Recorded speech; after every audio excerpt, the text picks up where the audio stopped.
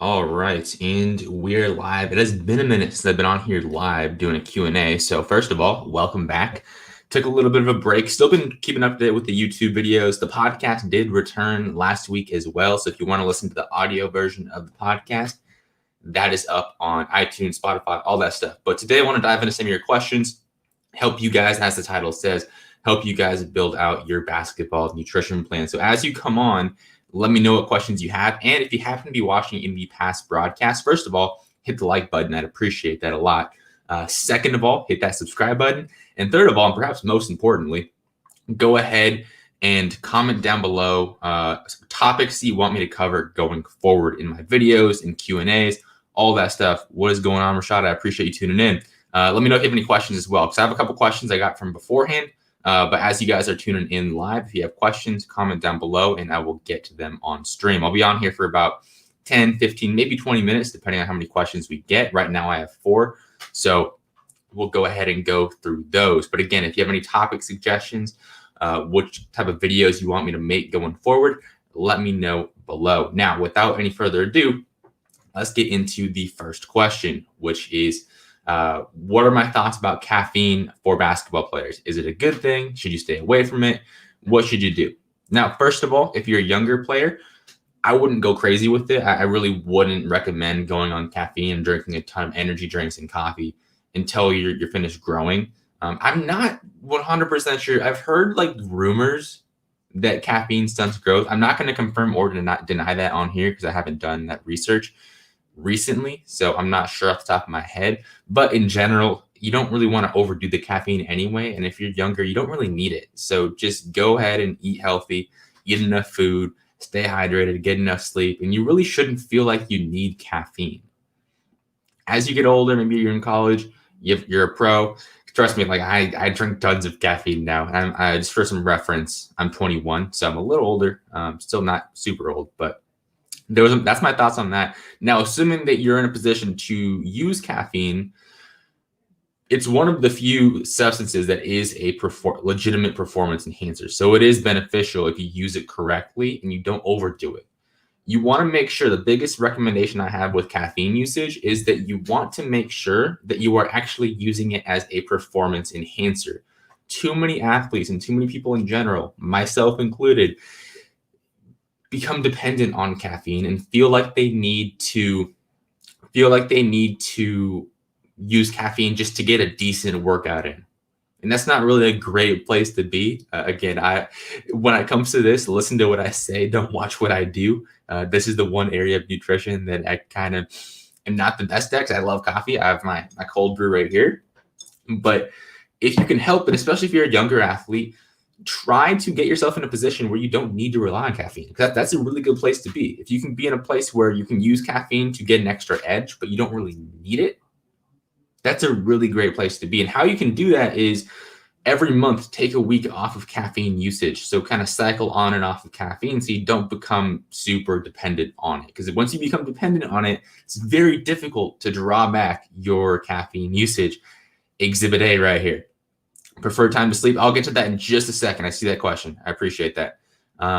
But just to round out caffeine, in terms of an actual dosage, according to the International Society of Sports Nutrition, their recommendation for the ergogenic dose of caffeine, so the performance-enhancing dose of caffeine, is about 3 to 6 milligrams of caffeine per kilogram of body weight. So, for example, if you're 100 kilos, that's about 220 pounds, you'll be looking at 300 to 600 milligrams of caffeine, which is quite a bit. So take that recommendation with a grain of salt. And I would start, if you're first starting out using caffeine, start low and work your way up slowly.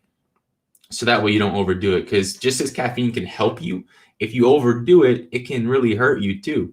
Because then you start feeling jittery and like anxious, and it's not a good place to be, especially if you're going into a workout or a game. You don't want to feel jittery, especially if you're already someone who tends to be jittery in the first place. Doing that pre-game could really mess things up. So take that into consideration. The recommendation is 3 to 6 milligrams per kilogram. That's milligrams, not grams. 3 to 6 grams, RIP. 3 to 6 milligrams per kilogram is the general recommendation. I would start lower than that though. and work your way up and kind of find that sweet spot, because that's where you want to be. Too much, you feel jittery. Too little, you're not going to get that performance enhancing benefit. So you want to find that sweet spot where you feel better, you're performing better, but you're not overdoing it. And again, if you're a younger athlete, I would stay away from caffeine for now. Just wait till you're done growing and wait till you're done developing. You don't really need caffeine at this point. Like, you don't want to become dependent on it. So that's my thoughts on that. Let me know if you have any questions about that, about caffeine usage. And then as far as caffeine, pre-workout versus coffee, really doesn't matter, whatever you want to go with. I personally use coffee. I don't like pre-workout supplements. They kind of make my stomach a little iffy. So I personally just go with my cold brew. Gotta take a sip, but I personally just go with cold brew and leave it at that. So I believe that rounds out my thoughts on caffeine. And then just to wrap up that thought, as far as the mechanism of action of caffeine, because I think it's important to understand what is actually going on. So caffeine is what is called an adenosine receptor inhibitor. So I believe that's a technical name for it. But what it does is it binds to adenosine receptors instead of adenosine, because adenosine binds to those receptors, makes you tired.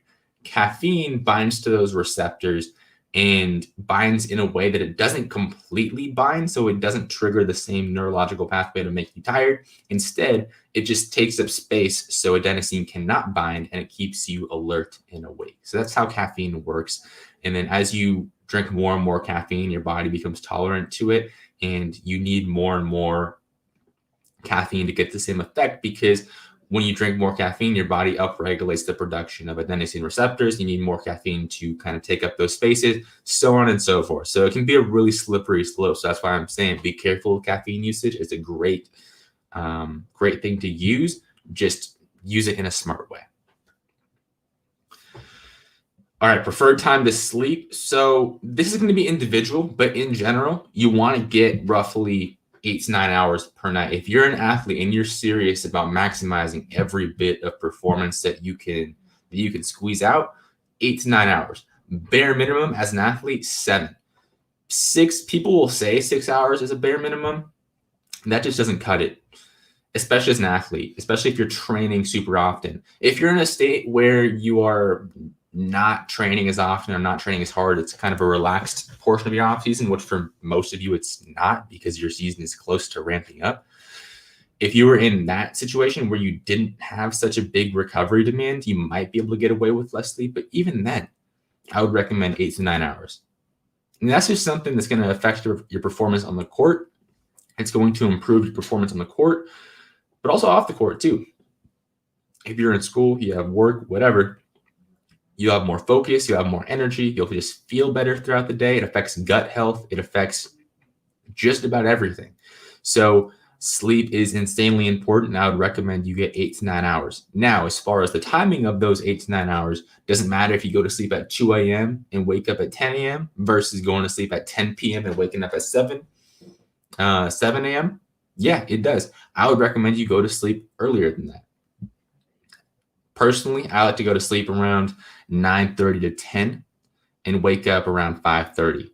That's 8 hours. Get to sleep well before midnight. That's a great sleep schedule.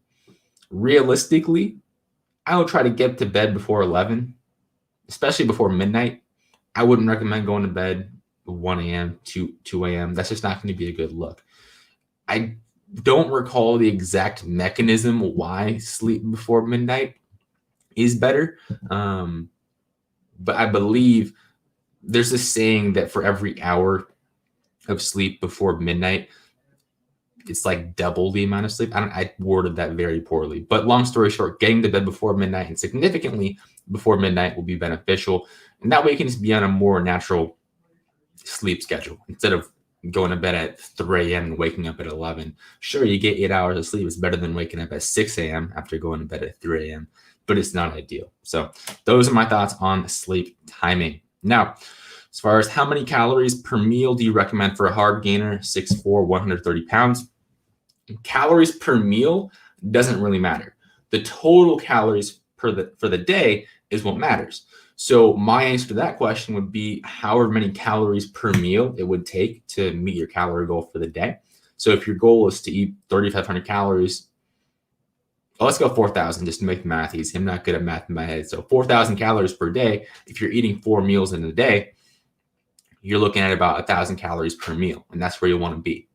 If you're eating 5 meals per day and you're trying to eat 4,000 calories, which is probably a bit more realistic, you'll be looking at 800 calories per meal. Does that make sense? So there's no like magical number when it comes to calorie intake. You just have to make sure it is in line with your total daily goals. And then this follow-up question is actually a good question building on top of that one. What is the perfect protein timing? In general, you want to have protein feedings about 3 to 5 hours apart throughout the day, 3 to 5 times throughout the day. So that's why I typically recommend 3 to 5 meals throughout the day, because it puts you in a position where you're very likely to meet that protein requirement and also space it out throughout the day appropriately. So every meal you have should have some sort of protein source in it.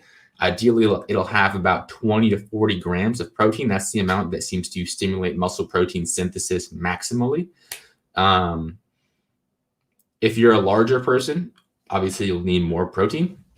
So you might want to be more closer to that 40 grams of protein per meal mark. If you're a smaller person, you could probably get away with less than that. The science, as far as I know of right now, from 20 to 40 grams, you get an increased benefit. So 25 is better than 20, 30 is better than 25, so on and so forth. But once you get to 40 grams, going above that really doesn't help all that much. It's not bad. You're not wasting that protein, but eating 80 grams of protein in one meal is not going to really do you any better than eating 40 grams at one meal. Of course, there might be exceptions to that, but in general, that's going to be the case. Now, with that being said, let's say, for example, I'm roughly 225 pounds right now. I'll round down to 220 just to make the math easy again. But let's say I was trying to get that protein intake in across 4 meals. If I eat 40 grams of protein, I'm only going to be at 160 for the day. So in that case, I'll pretty much have to go above that 40 gram amount to about 50, 55 grams of protein per meal. So that's totally fine because I'm still spreading that out over 4 meals throughout the day. So that is my thoughts on protein timing. Does that make sense? Let me know in the comments down below if you need any clarification on that. But that would be my general thoughts on that. 3 to 5 times throughout the day. Aim for a 20 to 40 gram serving. Also, what you could do is 2 palm-sized servings of protein. If you don't have access to a scale or you don't really know how to measure your food yet, that's fine. 2 palm-sized servings of protein with each meal, size of your palm, the thickness of your palm, not counting your fingers. So that is how I would recommend you go ahead and do that. All right, one more sip of my coffee. Also, no one noticed my haircut. I'm offended. I got a haircut. I shaved. I don't look like a homeless person anymore. So that's always a good thing.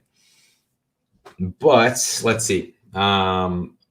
Looks like we got through the questions in the comments. Let's go through. I have 2 more questions from previously. So let's dive into that. All right. This next one is more of just like a conceptual question. I get a lot of these questions. Like, what do I do if X? What do I do if I'm trying to gain muscle and I'm 6'4"? What do I do if I'm trying to lose fat for basketball? And what's really important to understand is that context is insanely important in those questions. So if you shoot me a DM or like drop a comment asking like, what should I do if I'm trying to gain muscle? I'm probably going to respond with 10 to 15 more questions because context matters a lot. And yeah, there are a lot of principles that apply across the board. That's why I make these YouTube videos. That's why I do these Q&As, because there are principles that apply across the board. But when you're asking questions about nutrition, try to include as much context as possible, because that just makes it easier for me or whoever else you're asking. And it also puts you in a position where you're going to get a better answer. So for example, perfect example, you got a question asking how many calories per day for a 5'7", 130 hard gainer. So this question gives me a decent amount of information, but I also don't know what your dietary history is like. I also don't know what your training is looking like. I also don't know what your preferences are, what your schedule is. All that stuff matters a lot. So just keep that in mind when you ask these types of questions. When you're looking at calories, honestly, there's a ton of calculators that you can just plug in that information into and get a rough estimate. And then from there, go ahead and test and see what works or what doesn't. But those types of questions don't really put me in the best position to help you because there's so much that I don't know about your situation. And also, by the way, if you want to work with me one-on-one, I do have openings for coaching clients. So let me know about that. But does that make sense though?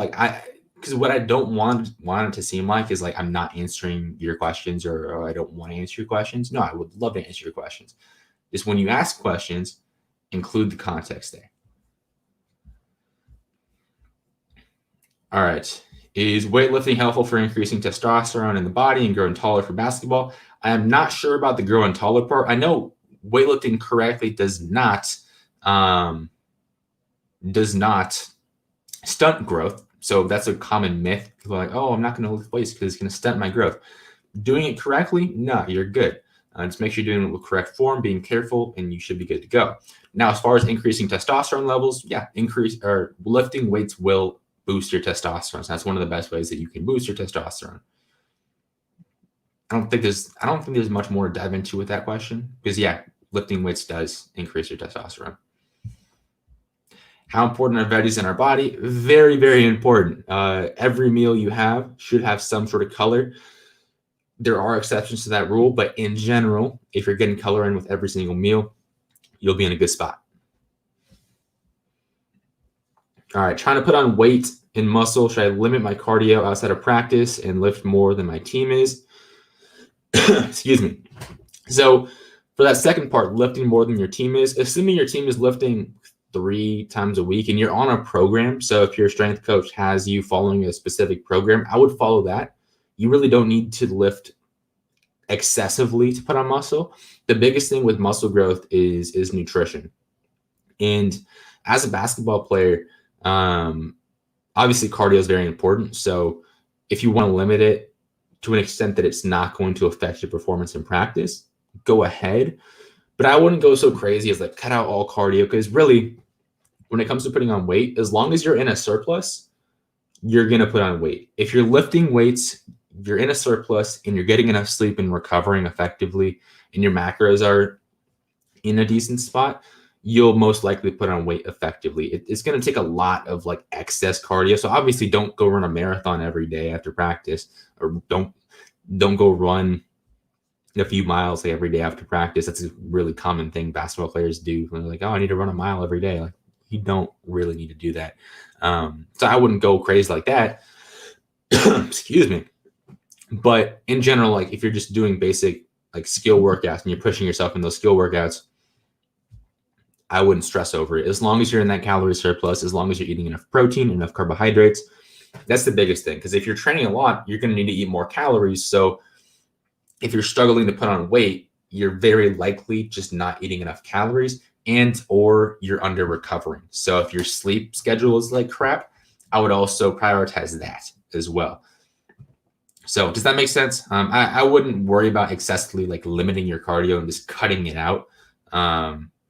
But I also wouldn't overdo it. As always, the answer is somewhere in the middle. And that's going to be dependent on your situation, what your goals are. Now, also on that topic of weight gain for basketball players, I need to take a sip of my coffee real quick. On the topic of weight gain for basketball players, a lot of basketball players think that they need to put on more weight than they do. So I just wouldn't get too overly consumed in just packing on weight because at a certain point, it's not really going to help you. But as long as you're gaining slowly and consistently and that those weight gains, the weight gain is leading to better performance on the court, cool. If you're just putting on weight for the sake of putting on weight, not so cool. So just keep that into consideration. I'm sure you've considered that. I'm sure you're gaining or trying to gain at a rate that is helpful for your performance, but just something to keep in mind. And for everyone else watching, that's a really common pitfall I see a lot of basketball players go into. I get messages talking about, I'm trying to gain 25 pounds in an off season. It's like, why are you trying to put on 25 pounds? How is that going to help you? That's not really going to help you. It's just going to slow you down. Of course, exceptions to the rule, but in general, don't be overly obsessed with gaining weight. But Cal, your question, putting on weight and muscle, absolutely. Gain slowly and consistently, and you should be good to go, and it should help you on the court. What's my height? I am 6'5". 6'5". Yeah, I posted something on Instagram that I'm 227 pounds. People are like, wait, you're 227 pounds? Like, yeah, that's what happens when you're 6'5". You gain weight and it doesn't look like anything has changed.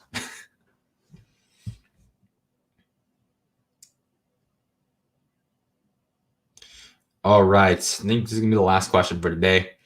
What are the best things to eat for better ligaments and tendons? Well, number one is eating plenty of fruits and vegetables, keeping inflammation down, plenty of antioxidants. That's going to help a ton. And also, you could consider supplementing with collagen. It's not going to make or break anything, but there is some research to suggest that taking collagen or gelatin, which is pretty much the same thing, about an hour before you train, along with a small dose of vitamin C, and then following that up with training, seems to increase collagen synthesis, and collagen is a main type of protein in ligaments and tendons. So that's something you could do, but really is eating an overall healthy diet that isn't conducive to large amounts of inflammation is going to be your best bet there. And then also just recovery. Again, I harp on that a lot, but it's very, very important. All right. Let's see. And then got through all the questions. So with that, I appreciate you guys tuning in. Nice little quick Q&A. I'm going to try to do these once a week along with my video. There will be no video coming out this week because I have a ton of schoolwork that I'm working on. It's almost final season, so I got a bunch of assignments I got to do in the next couple of days. So there will be no video this week besides this Q&A. So just a heads up, there will be a video coming up next week on Tuesday as always. So just wanted to give you guys a quick heads up. As always, if you enjoyed this, I'd appreciate it if you drop a like on the video. Again, comment what topics you want to see me cover going forward in my videos and the Q&As, all that stuff, and hit that subscribe button, turn on the notification bell, all the good YouTube stuff you hear everyone tell you to do. So I'd appreciate that big time. And also, thank you for 700 subs. We just hit that number this morning, so super excited about that. And with that, hopefully you guys have a great rest of your day, and I will talk to you soon.